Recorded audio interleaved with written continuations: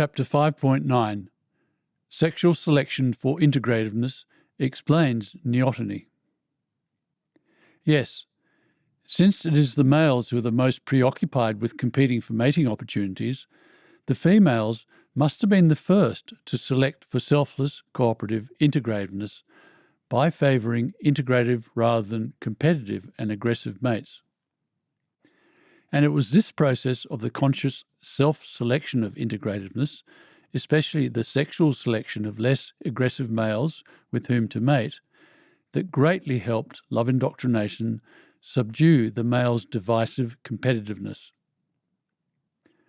Moreover, by seeking out less aggressive, more integrative mates, the females were, in effect, selecting those who have been the most love indoctrinated.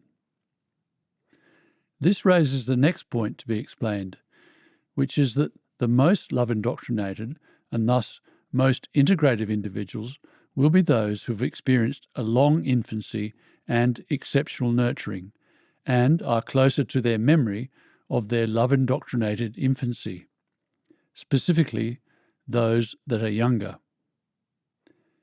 The older individuals became, the more their infancy training in love wore off. In the case of our ape ancestors, they began to recognise that the younger an individual, the more integrative he or she was likely to be, and, as a result, began to idolise, foster, favour, and select for youthfulness because of its association with cooperative integration.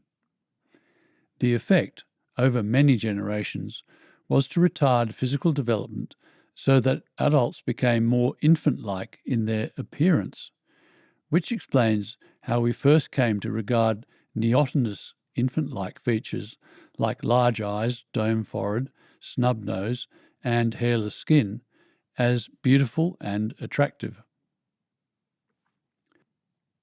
Consider, for instance, the neotenous or infant-like large eyes of seal pups and frogs, and the large eye spot markings together with the soft, typically infant-like, moppish ears of giant pandas. They are what make these animals so appealing.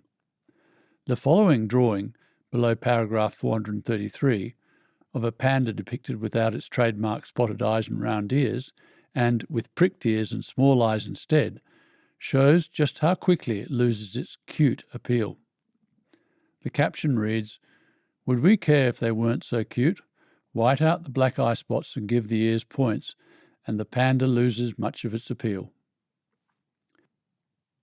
To indicate the effects of the love indoctrination mate selection neotenizing process, I have assembled the following photographs of infant and adult non-human primates, specifically bonobos and chimpanzees, which you can view in the written version of Freedom below paragraph 435.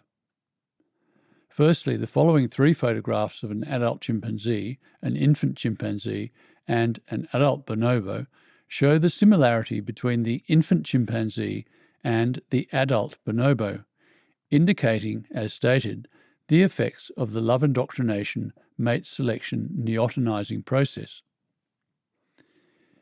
In addition to their remarkably neotenous physical appearance, there is also a marked variance in features between individual bonobos, which is also apparent in the very different facial features of the two bonobos pictured standing upright earlier after paragraph 413, suggesting the species is undergoing rapid change.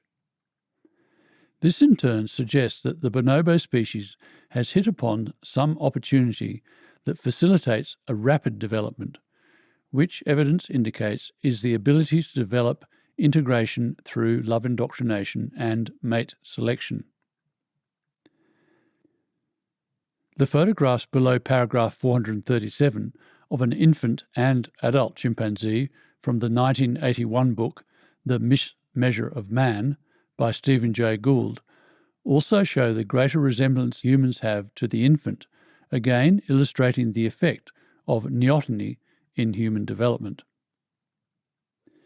And finally, the following photograph from the 1969 book The Life of Primates by A. Schultz that appears below paragraph 438 of a chimpanzee fetus at 7 months shows body hair on the scalp, eyebrows, borders of the eyelids, lips and chin, precisely those regions where hair is predominantly retained in adult humans today.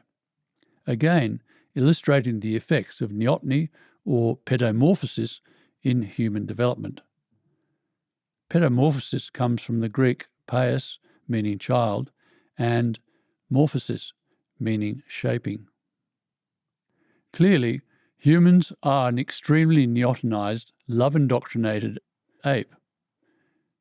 Interestingly, a 2009 report on the fossilized remains of our 4.4 million-year-old ancestor, Ardipithecus ramidus, describes it as having a short face and weak prognathism, projecting jaw, compared with the common chimpanzee, indicating that this physical retardation, or neotenization, was well underway by this point in our ancestral history.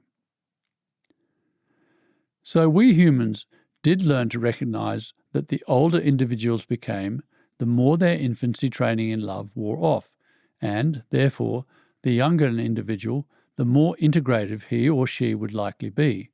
And it was this selection for youthfulness that had the effect of retarding our development so that we became more infant-like in our appearance as adults.